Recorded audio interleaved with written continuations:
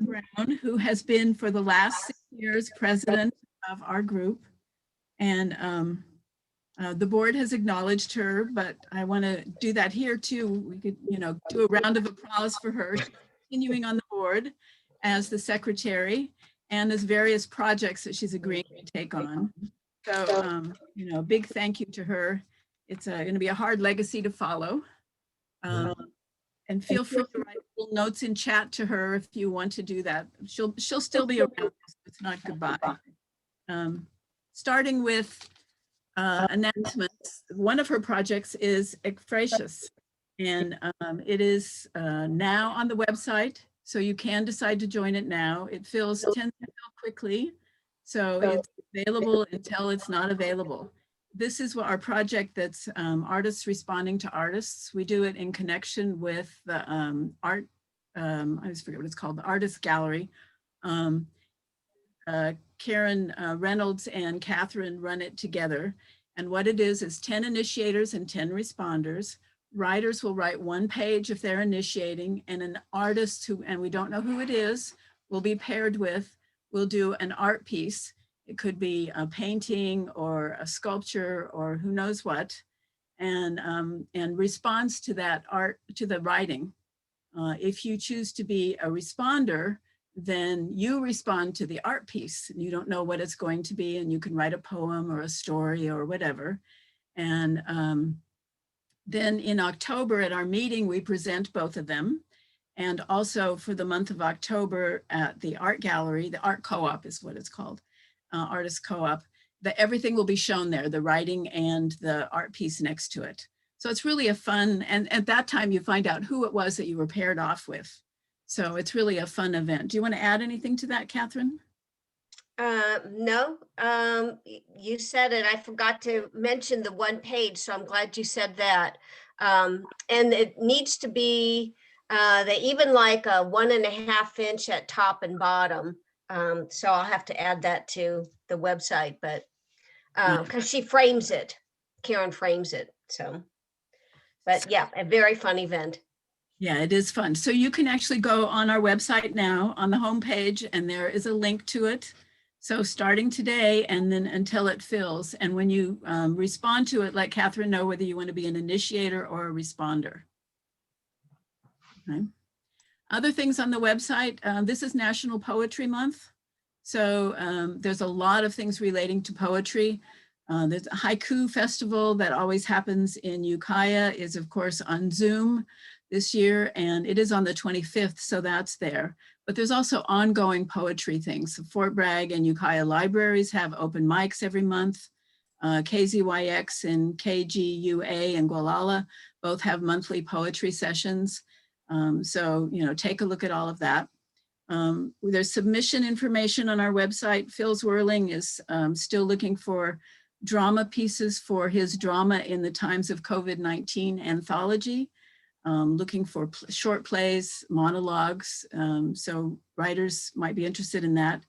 KZYX has 1-minute plays that the Mendocino Theater Company is doing. And I know that Windflower, who I saw a while ago, is being involved in one of those. So I hope other members will get involved. And those can be in Spanish or in English. So that's an opportunity. Can I just say something, Susan? Yes. Oh, hi. The 1-minute play I was asked to actually submit was a poem. And So Linda didn't use it behind it. So Pamela's very open to different ideas. So I just wanted people to know that. Great, thank you. That's good to know. And Susan, maybe other people got it. Gordon Black is doing the annual Mendocino poetry thing that's always been at the hotel, but he's just sent out. I can send the link if you.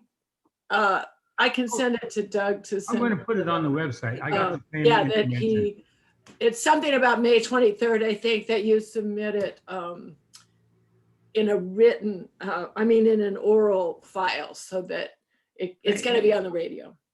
Great, thank you. So send that to Doug. Anything else that anybody knows about that isn't on the website? There are some other writing opportunities. The Kelly House is still looking for short pieces, short historical pieces about the area. There is an offering of a situation for a nonfiction writer. It's paid. An artist wants to have some writing done about their life, I guess, during the time of Dora Bothwell and Emmylou Packard. So contemporaries and friends of hers. Let's see, and then there are a couple people who want writing partners. Erlene, you were looking for people to add to your writing group, and feel free if you want to jump in and say anything about that. Okay. And Sally Reynolds is looking for a partner or a writing group still. So again, all of this is information on the website. The Mendocino Coast Writers Conference, some revision and generating new material workshops coming up. And it's also the time to be signing up for the Writers Conference. So again, every one of these there's links to on the website, thanks to Doug. So I encourage taking a look at that for more information. Any questions or anything anybody wants to add about that? Okay. Our speaker today is Susan Bono, who has jumped in and helped us out. We had somebody else scheduled who had an emergency that was, couldn't be predicted, and Susan has agreed to take over. She wears many hats. I'm sure many of you know her. She wears many hats as a teacher and a writer, predominantly in the areas of memoir and personal essays. She also has been an editor for about 20 years for Tiny Lights, a journal of personal narrative, Noyo River Review out of the Mendocino Coast Writers Conference. She was the editor for that for 8 years. She's written a book, What Have We Here? Essays about keeping house and finding home. She's been in numerous anthologies.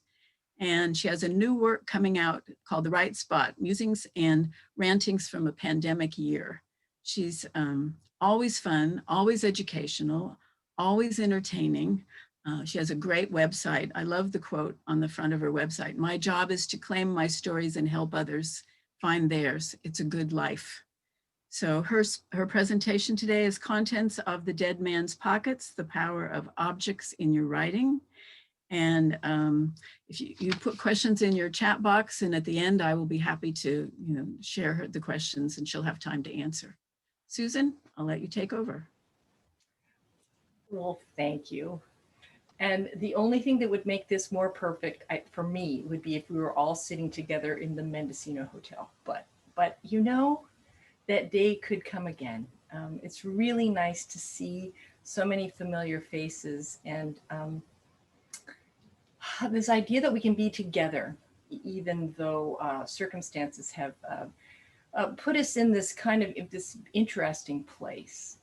I'm going to be looking, peering at your Zoom boxes every now and then. So it's an interesting interface. So I'm thinking that with that great introduction, I'm thinking, oh, she's always fun and informative. Well, this could be the first day that it just doesn't happen. I don't know, but I'll give it a go.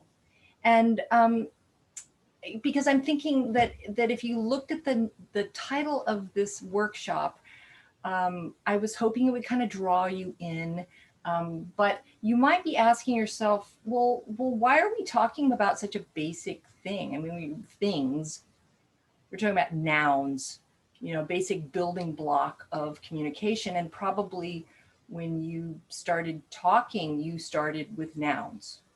So we're really talking about a lifetime relationship that you all have with nouns, with things, with objects. But, with many long-term relationships, they can kind of go stale. And I'm thinking that, that's why they have those, those marriage renewal weekends and things like that. You spend a little bit of time with this old partner, and it's supposed to kind of refresh your relationship. And so that's what I'm hoping we're going to get to today, is we're just going to have a little, just a little bit of time to refresh our kind of like renew our relationship with things. So that's the hope.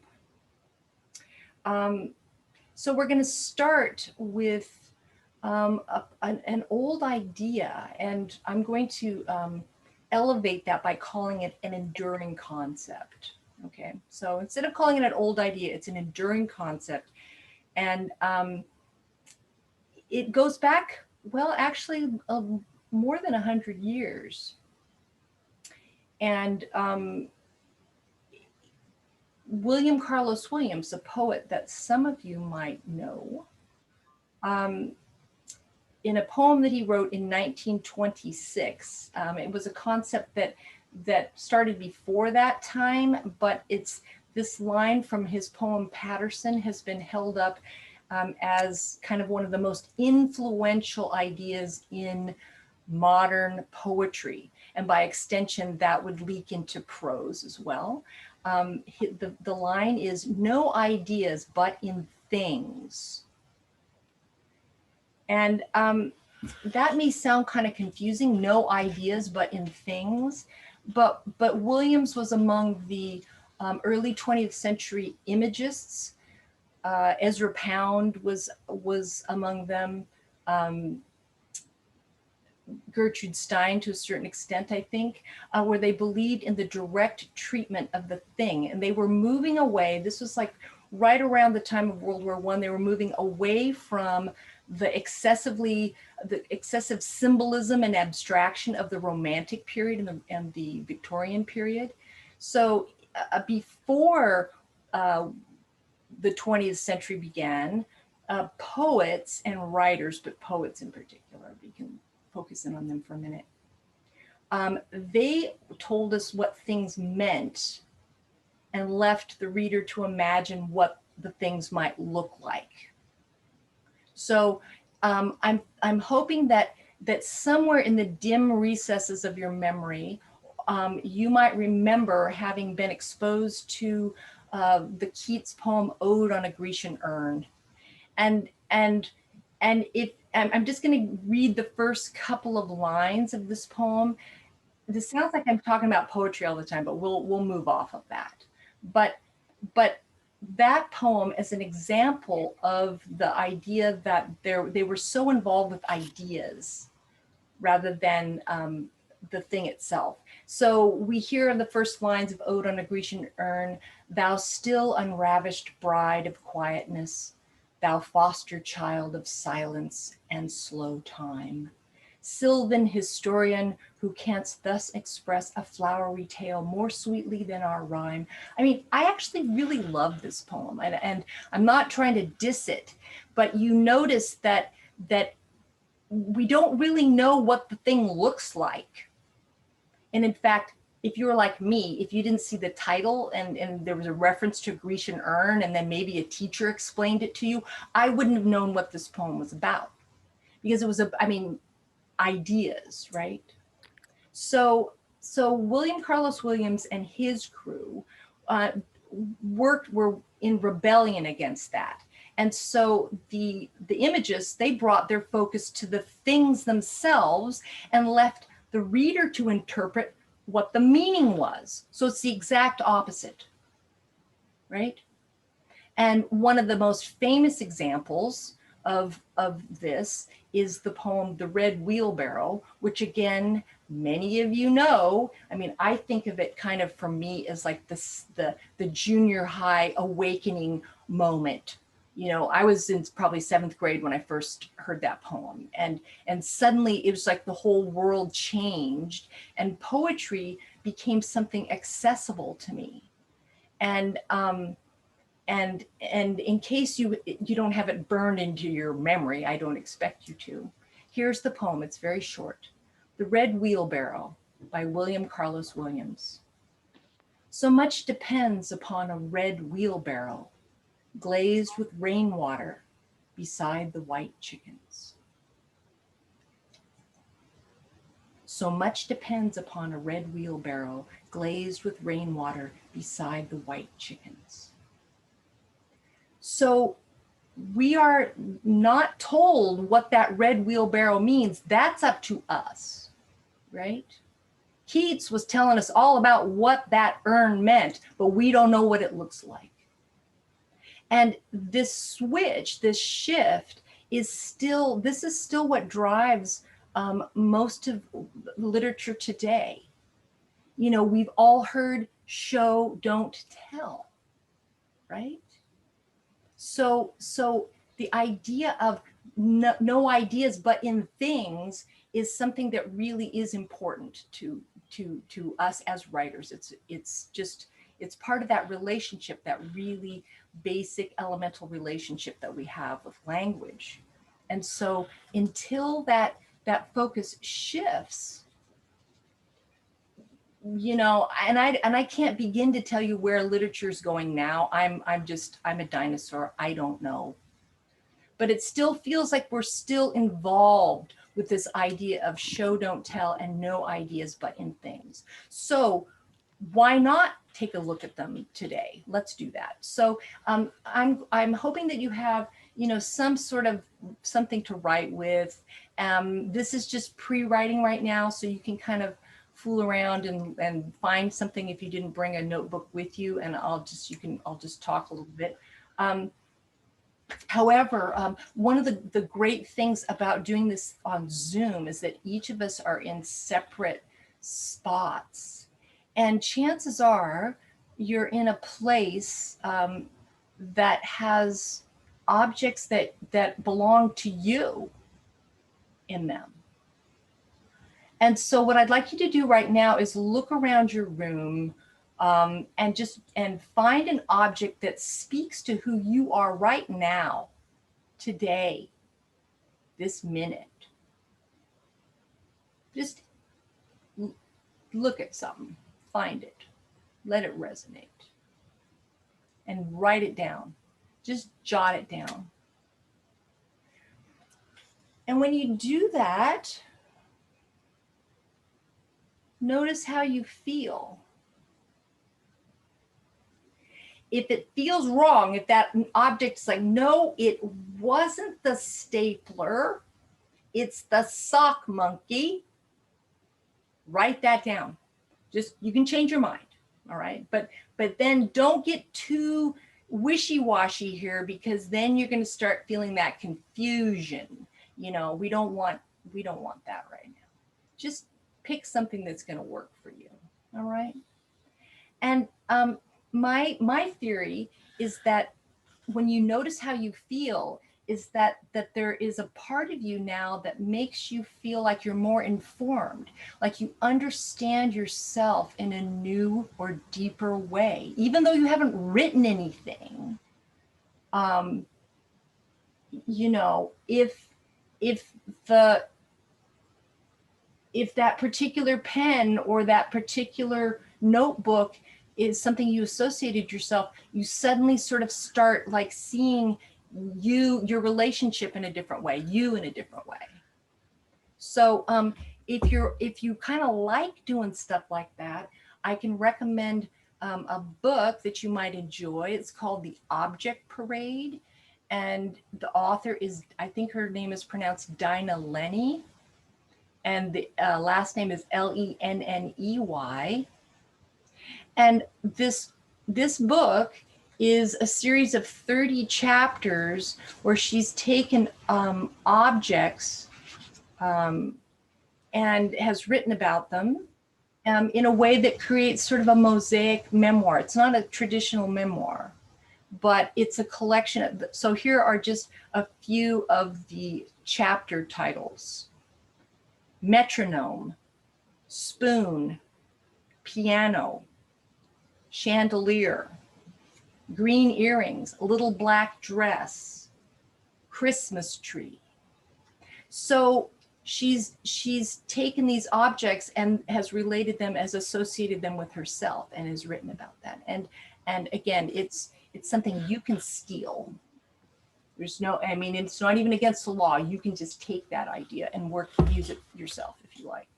So this idea too that she has said in her prologue to The Object Parade, things, all kinds, ordinary, extraordinary, tether us, don't they, to place and people and the past, to feelings and thought, to each other and ourselves, to some admittedly elusive understanding of the passage of time.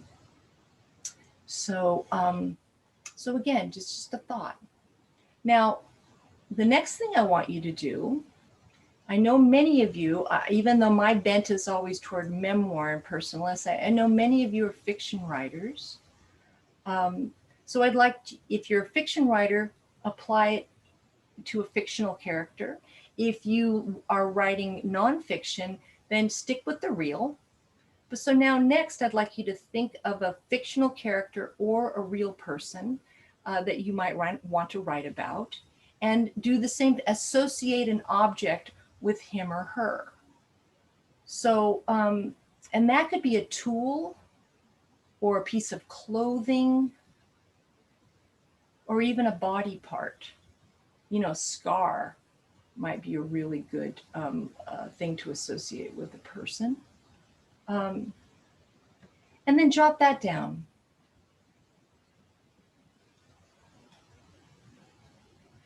And again, I encourage you to notice if there's a little bit of curiosity growing in you as to how you might use, you know, an apron or someone's knees or their smile to reveal their character.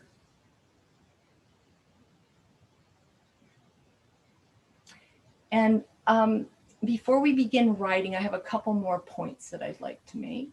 And this idea that the imagists, like William Carlos Williams with his red wheelbarrow, they embraced the idea of increasing the focus on the subject through the use of detail. So I had said, you know, earlier, like if you have a person in a thing, then this magical excitement's supposed to start happening, and maybe it did for you. I'm hoping it did, just by the power of suggestion, maybe. But here's a sentence where a person and an object are associated. It's Paul put on his shoes. Doesn't really do too much for me.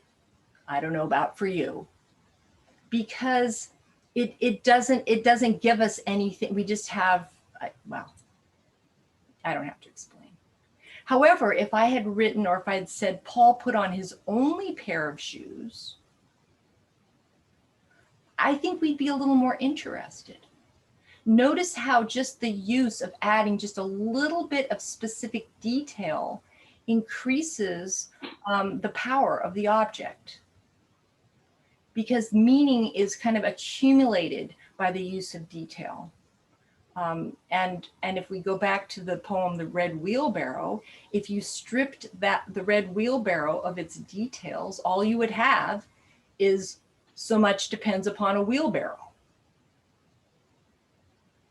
Big whoop. Right? The power of the poem, The Red Wheelbarrow, is dependent upon the fact that it's red, it's wet, and it has white chickens around it. So, and there's probably more to that, but again, notice what happens when you add detail. So I'd like you to just write your version of Paul put on his shoes to make a sentence that's more specific, has more detail in it. And I'm just going to give you like 30 seconds.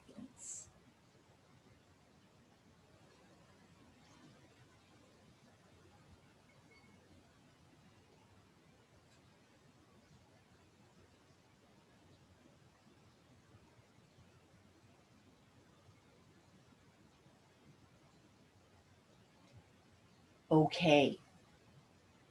Just one sentence, that's all you needed.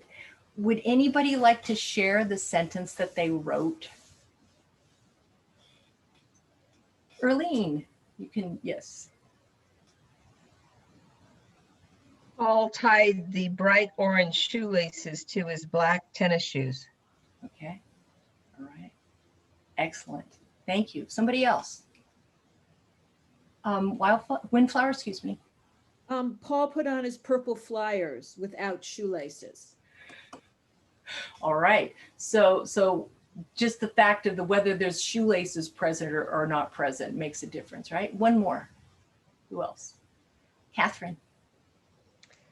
Paul put on his pink Keds with the Hello Kitty sparkly shoelaces.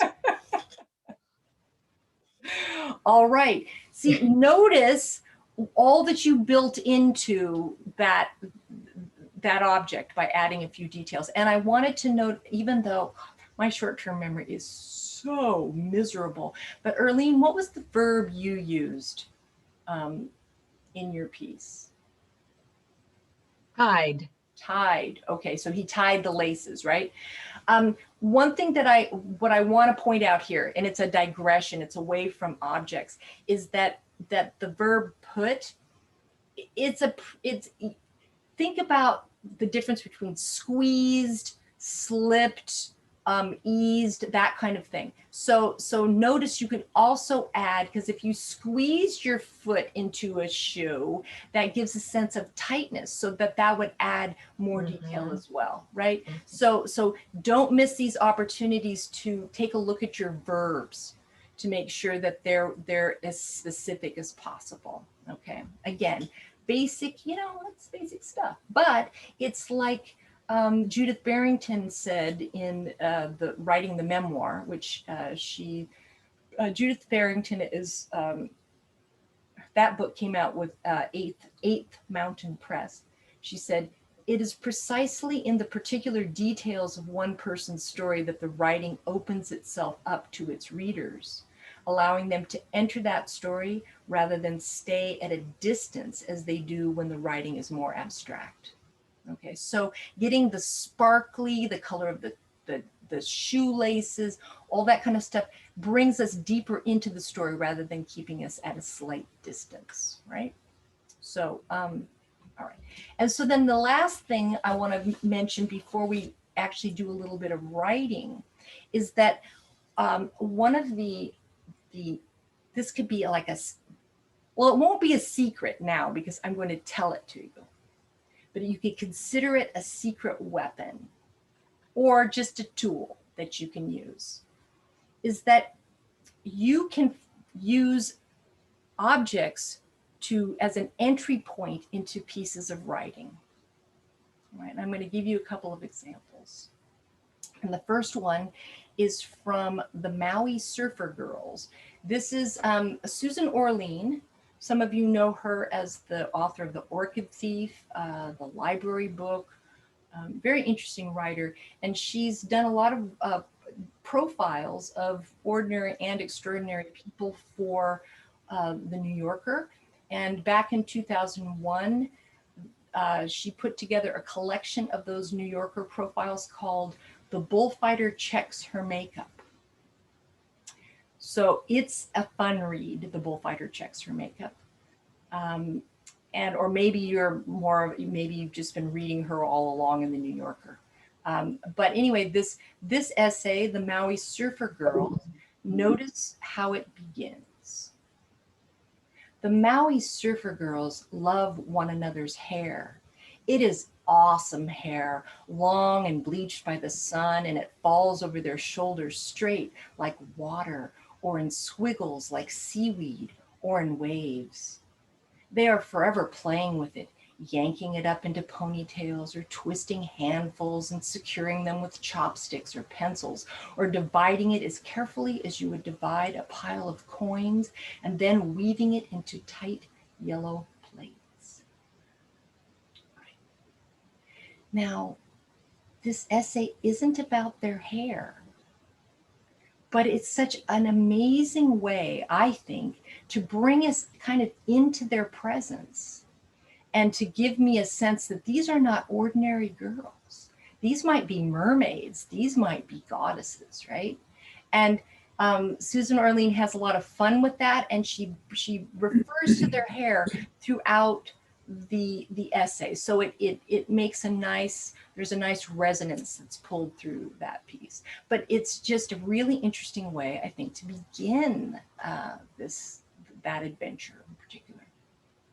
And then my other example is one that it's the opening to the memoir, the Desert Storm memoir, Jarhead by Anthony Swofford. And if you've heard me give a talk before, I've probably used this before. I think it's, for me, it's one of my favorite openings to book-length memoir. it does so much heavy lifting, but I'm using it again, yet again, because it uses an object to enter into the story. And so it's a longer paragraph, but I'll read it now. I go to the basement and open my ruck. The basement is in Iowa after a long, harsh winter, and deep in the ruck where I reach for my camis, I still feel the cold of February. We were supposed to turn in our desert camis, but I kept mine. They're ratty and bleached by sand and sun and blemished with the petroleum rain that fell from the oil well fires in Kuwait. The camis don't fit. While in the Marines, I exercise 30 hours a week. Since I've been out, I've exercised about 30 hours a year. The waist stops at my thighs. The blouse buttons, but barely. I pull out maps of Kuwait and Saudi Arabia, patrol books, pictures, letters, my journal with its sparse entries, coalition propaganda pamphlets, brass bore punch for the M40A1 sniper rifle, a handful of 50 caliber projectiles. I think of what I must look like to the late night walker peering through the basement windows, the movie cliche, the mad old warrior going through his memorabilia, juicing up before he runs off and kills a few with precision fire. But no, I am not mad. I am not well, but I am not mad. I'm after something, memory, yes, a real, more than just time. Years passed, but more than just time. I've been working toward this. I've opened the ruck, and now I must open myself. So for me, that I'm amazed I got through that without crying. I always cry when it gets to, I am not mad. I'm not well, but I'm not mad. The idea that he uses that rucksack, and with every item that he pulls out, you build a little more into something about him and his experience. And then that last line, I've opened the ruck and now I must open myself. It's really basically telling you what the whole dang book is going to be about, right? So entry point, you can use objects as an entry point. And so now you're going to get a chance to write. Not very long because I talk too much, but you're going to get a few minutes to write. So I would like you to go back to those objects that you jotted down, either the one that you associated with yourself or the fictional character or someone else, and write, use it as an entry point. Use the person and the object. Use the object as an entry point into a piece of writing. All right. So let's just go for 5 minutes.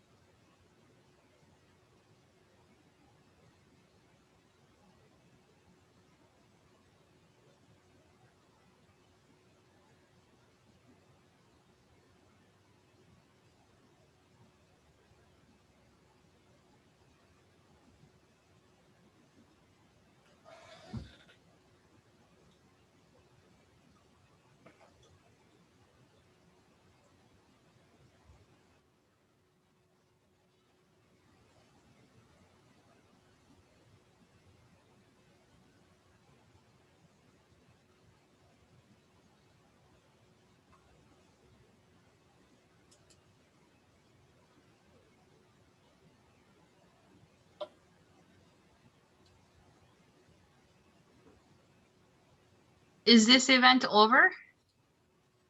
No, you caught us while we were writing. Oh, There's like a minute and 2 minutes left. okay, okay.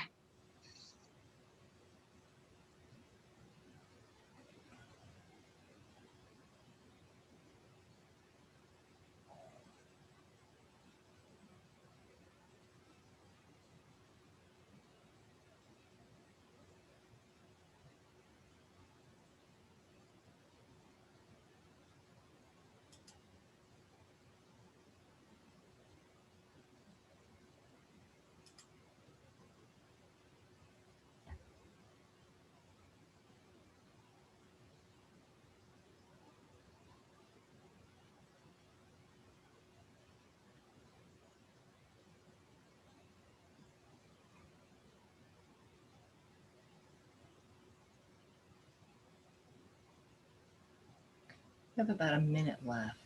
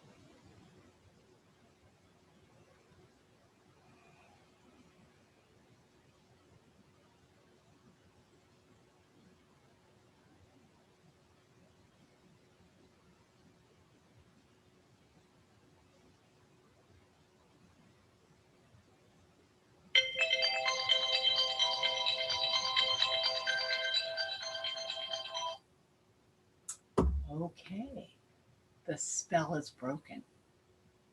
Yeah, I hadn't thought about what would happen if you were all like you wandered into this Zoom thing. It was like utterly silent.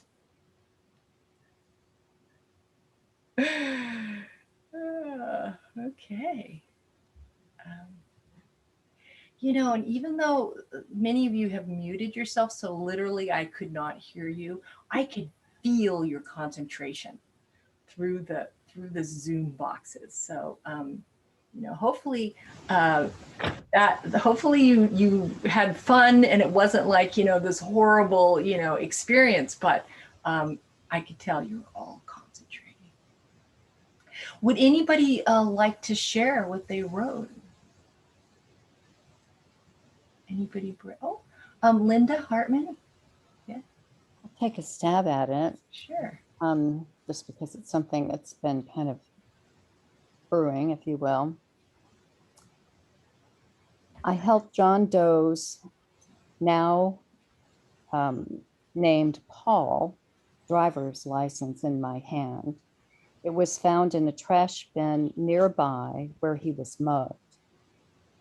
I asked the police to see it before they entered the ICU room where John Doe laid brain dead.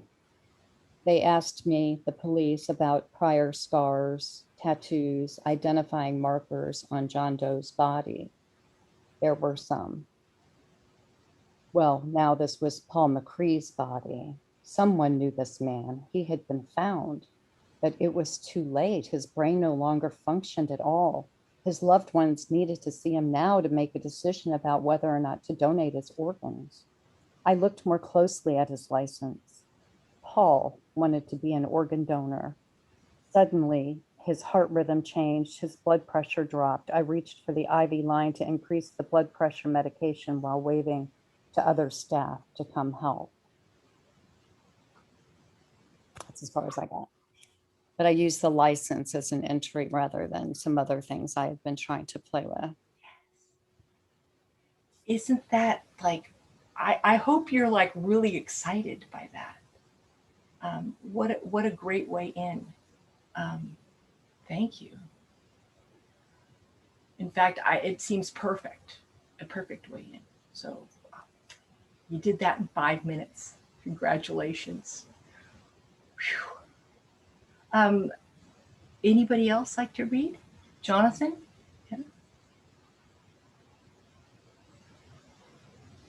I'm unmuted. Oh, okay. Yeah, I unmuted myself and it disappeared my text. Okay.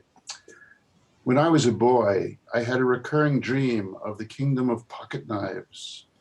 It was a place where the urns outside the palace were filled with rusting pocket knives, once sharp, now dull, but so plentiful that I could scoop one up when no one was watching and have a knife of my own.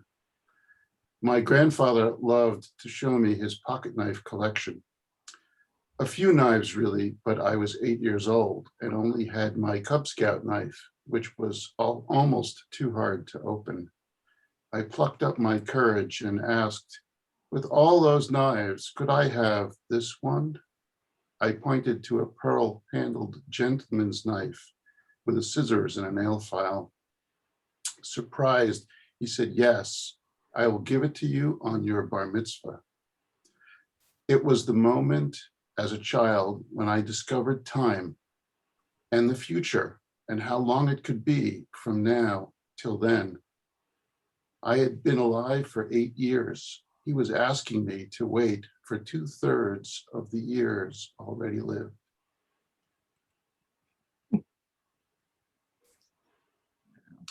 It's funny, I've never written about the dream, but somewhere I think I've written about that. I know I've talked about that experience, but I don't know that I've ever written a poem about it. Yeah. And that dream entry, the urns of rusting pocket knives, that was really stunning too. And that sense of that where you ended up getting to in 5 minutes, miracle, but that idea of the passing of time to see as an 8-year-old boy and kind of going, how much longer would that be, to see it in terms of the length of your life. So, wow. Well, I'm excited. I want to read the rest of whatever, one of the beauties about this is actually though, like hearing those pieces, that just is so satisfying. So if they get longer, great. And those of you, if you've got something that's kind of cooking on a page, that's wonderful. If not, you can sure see how it might be done, right? So I have a couple of more points that I'd like to make, and then we'll do a little bit more writing, and then maybe a little bit more sharing.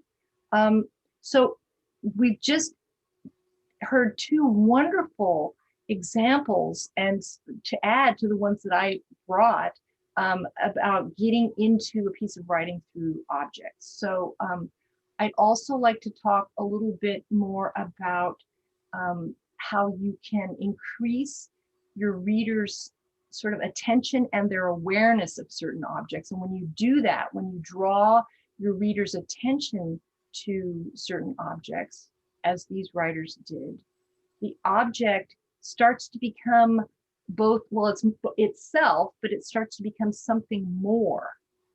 It becomes a symbol, right? I mean, that's the kind of elementary definition of a symbol in literature. A symbol is an object that stands in for an idea, right? And again, this is something that we know about. We kind of know it to the point where we don't think about it consciously a lot of the times as we're writing. But I'd like to take a moment to point out that you can consciously, be aware of this. And there's a great use of objects, and that's in titles. So because titles often, almost always, relate to the themes that are being developed in a piece. And so when you use an object in a title, it automatically takes on symbolic weight. And I have some examples, some well-known examples that I'll give you, but I also invite you to look at your latest anthology. It's like, quite a few you used objects in your titles, right? But how about this? The Scarlet Letter. Uncle Tom's Cabin, The Mill on the Floss, A Clockwork Orange, The Red Tent, A Room with a View, White Teeth, Fried Green Tomatoes at the Whistle Stop Cafe, A Handful of Dust, right? That handful of dust, like I just keep like thinking, like I get such a strong image there. Evelyn Waugh did a great job with his title, right? And that these titles can be I mean, these I'm hoping are fairly well-known works, at least that you've heard the name of the book before, even if you're not super familiar with the books themselves. And that's just a short list. We could build dozens, right? The title can seem kind of mysterious at first because we're given an image without any clues to the meaning. A handful of dust. What is that? White teeth. What does that mean? Sometimes all it takes is one mention to kind of get to the symbolism of it. For example, you might have wondered why Fanny Flagg would have called her book Fried Green Tomatoes at the Whistle Stop Cafe. But as soon as her character, Ninny Threadgood, who was played by Jessica Tandy in the movie, by the way. And so I have to say, I'm not sure if this is actually in the book or if this is from the movie. But when Ninny Threadgood says, I may be sitting here in this nursing home, but in my mind, I'm over at the Whistle Stop Cafe having fried green tomatoes. As soon as maybe even before she said that, but as soon as she says that, we understand that fried green tomatoes is standing in for a way of life that is lost, right? And so then we read more to find out about this time and this place. But but we kind of got the general idea. As actually is the case with contents of the dead man's pockets. The author repeats that many times, but I'll read you the climactic moment of that story. And it might be sounding like I'm making fun of it. It's actually a very tense story.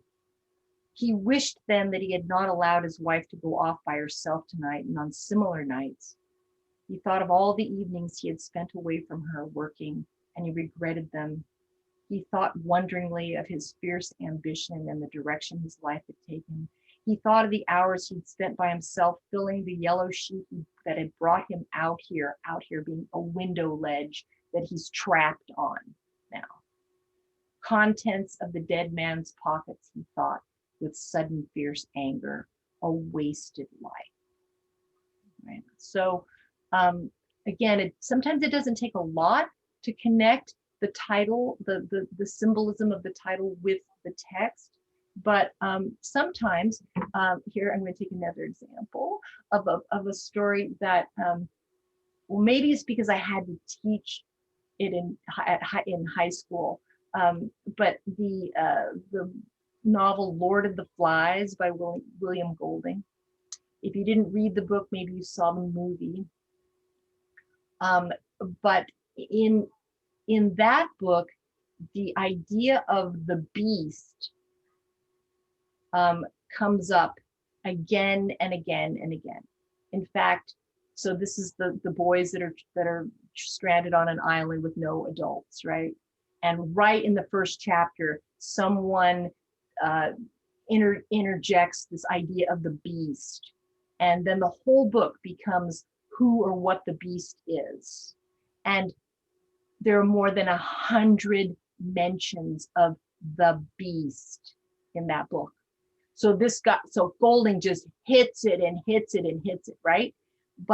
And it doesn't take 100 mentions before you realize that the title Lord of the Flies is another name for the beast, right? But what he's doing then is creating a motif, and that with every mention, it's just like taking it and turning it just a little bit more, and you get to examine it from yet another angle and another angle and another angle, right?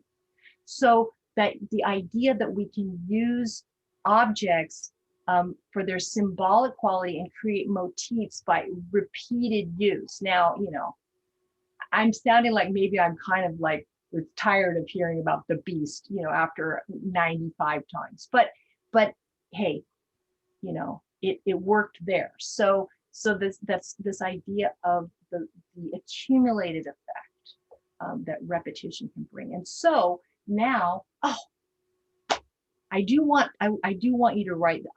It's like, but I realize that, do we have to stop at 4? Because if we do, then I can just give you the assignment and let you go. If you do have to stop at 4, sorry, I'm looking for direction. I'm seeing, okay, let's write for 5 more minutes, and then we can hear a few, and those who can, if anybody has questions or wants to say anything, great. But does that sound okay? I won't be heard if I just see you black out, right? Okay, so here's the idea that you have started a piece. Now you can add on to it by either continuing to refer to the feature that you chose to highlight. You can keep your focus on your original character, or you can shift the focus to someone else. So like, for example, if you started with your grandmother's hands, you might want to go on to your mother's hands or to your own hands. Okay? So either just continue either on the same track or shift your focus. So you're building a motif. All right, go.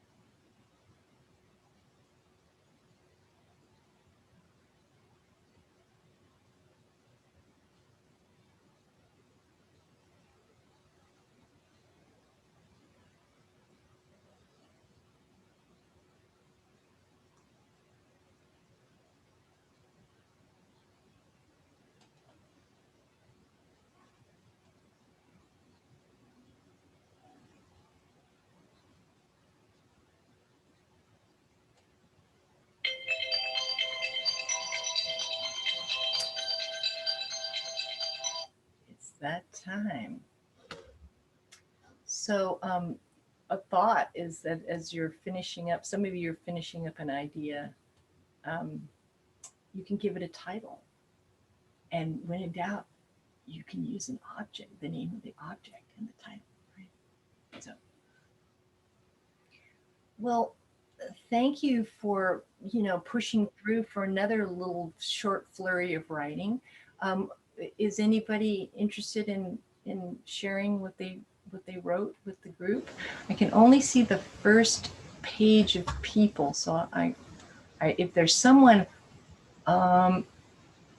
madly nobody's like madly gesticulating, communicating their eagerness. You can use the arrow off to the right to make it. Yes. I was just hoping for someone going, me, call on me. But I don't see that. Well, now see, we can see Jonathan's going to be like the star pupil, right? And if there's anybody else who hasn't read, who'd like to do it. Yeah, someone go other than me, but I'm happy to go. Thank you for yes. Ronald Shepherd also has his hand raised. Oh, wait a minute. Wait a minute. Donald Shepherd has his hand up. Oh, well then let him read, please. Oh, there you are. Hello, go ahead. You'll want to unmute yourself first.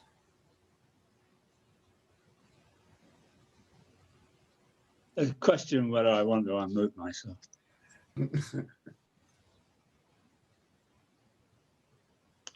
In a strangely silent world of German measles induced deafness, at 4 I tagged onto my mother's apron strings and followed her all over the apartment. When she fished clothes, and I've lost my funny pages. Oh, there they are. When she fished clothes out of the copper boiler with wooden tongs, she pulled me along. When she wrung out the soggy clothes in the wringer, she kept her hand on my head to prevent my fingers wandering into the rollers. When she hung out the clothes, I followed along. I sucked on the end of the apron string as she ironed the clothes before placing them in the airing cupboard. Now I tug at my deaf wife's apron strings to attract her attention, to ask her, have you washed my garden clothes? Wow.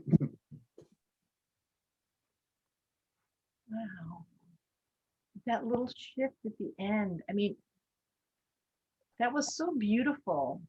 The intimacy that you were able to establish in that literal connection between the boy and the mother's apron strings. I mean, that is that long kind of thought of as almost like a cliche image suddenly being given to us with such freshness. Thank you. Who else would like to read? Scary as it is, it's exciting.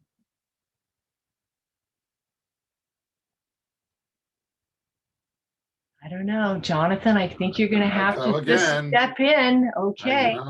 I don't want to be the only student in the class. Okay. All right. So in the same theme, my family took a trip around the world in 1971. Our parents asked my brother and I what country we would like to visit. My brother David first asked for Saudi Arabia because he had written a report about it in 4th grade. I asked for Switzerland because that's where Swiss Army knives came from, and I thought I would like to go there. It sounded like a fantastic place. After all, I was 11 years old and did not know anything at all about Switzerland, except that that's where Swiss Army knives came from. But it did not turn out to be the kingdom of knives after all.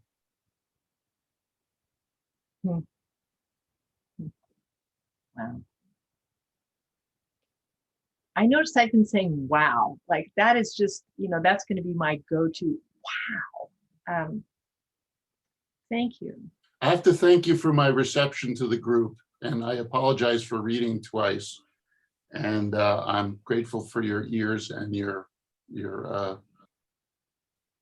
for your existence, and that I found you. Yeah. Well, I'm seeing some nods. It's like everybody's, happy that that you found them. And I was feeling a little nervous too, because I thought, oh, if he has a bad time today, it's going to be my fault. But look, this guy, just, right out of the gate. Okay. And hi, Art, and hi, Donald. Hey.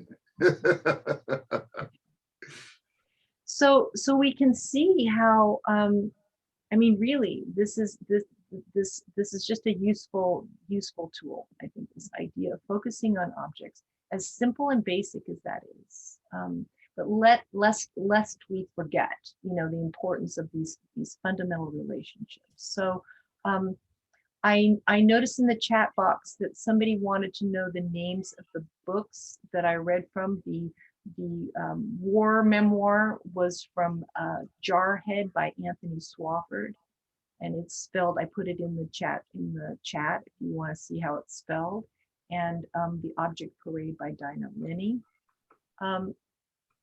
Does anybody have any questions before, because it's like now it's 10 after, so really you should all be, heading to, I don't know, whatever's happening for you next. So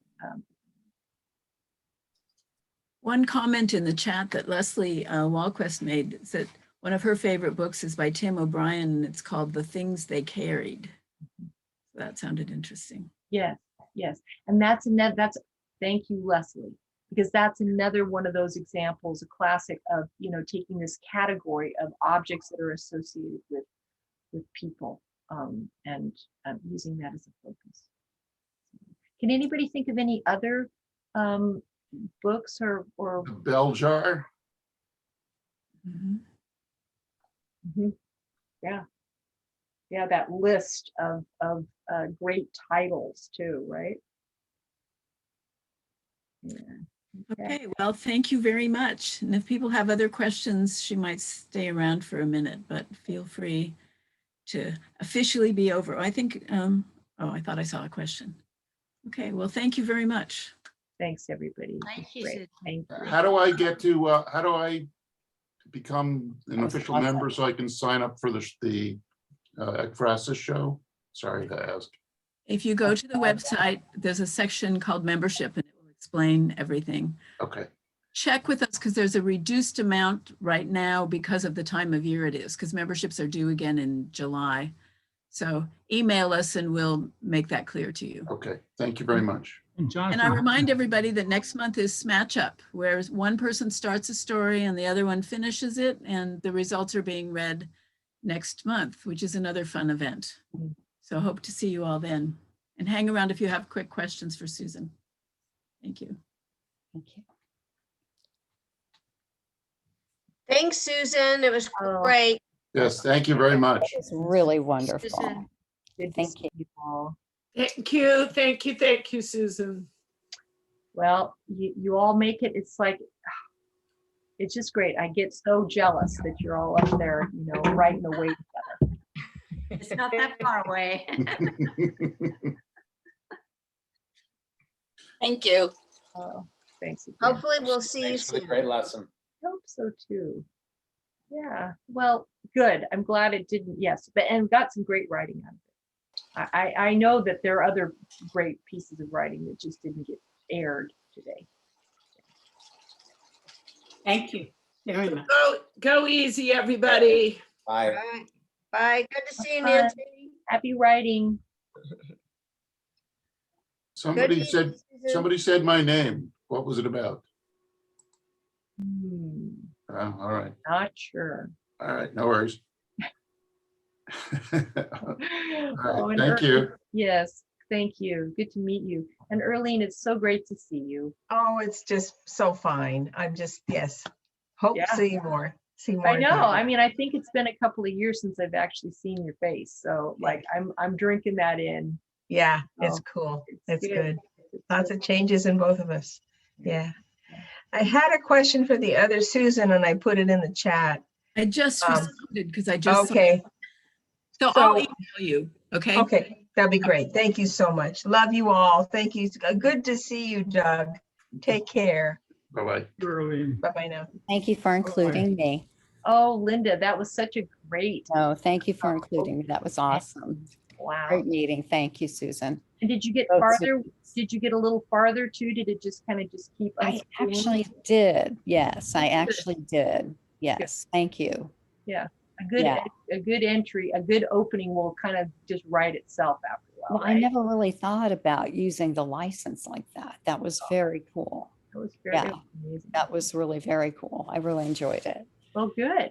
Mhm. So, you know, Yeah. we if one person has a you know, a big deal moment, that's great. Yeah, it's like a little epiphany. Yeah. But thank you so much and good to meet all of you. Okay, take care. I hope to see you again. Yeah. Enjoy Okay, your and our beach. meetings too. Yes, thank you. Good, super.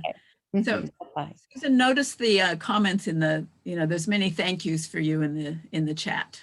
Yes, but I also see how, and I like the fact that it had so many responses to the writing that got generated. It always is amazing when people can come up with stuff in 5 minutes. It was excellent. Yeah, and I saw Maureen at the end. I did too. Yeah, and you know, so that's great that she never did. I never saw her actual face come onto the box. So no, yeah, I haven't seen her for a while either. So yeah. She did a reading at the bookstore recently, and you could see her face. So that was good. Neat. Now you've just been elected. Are you president now? Of I don't know if it's not really elected. It's like who's willing to do this because nobody wants to. No, right. But it's growth. It's not just open to anyone. It's like you're it's more like, well, that's true, royalty where you're crowned. No. It isn't, you're not elected, you are like, or the sword, It starts with, would you mind being on the board and just temporarily taking the secretary's place? Yeah. That's the beginning. Yeah. And it's a secretary who never returns. This is for you. Yeah. So anyway, so, good to see you. Good to see you, and good to see you too, Doug. Yep. Yes. Thank you. Thank you, Susan.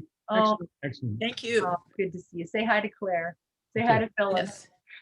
Yes. Bye, everybody. All right, Thanks. take care. Bye-bye.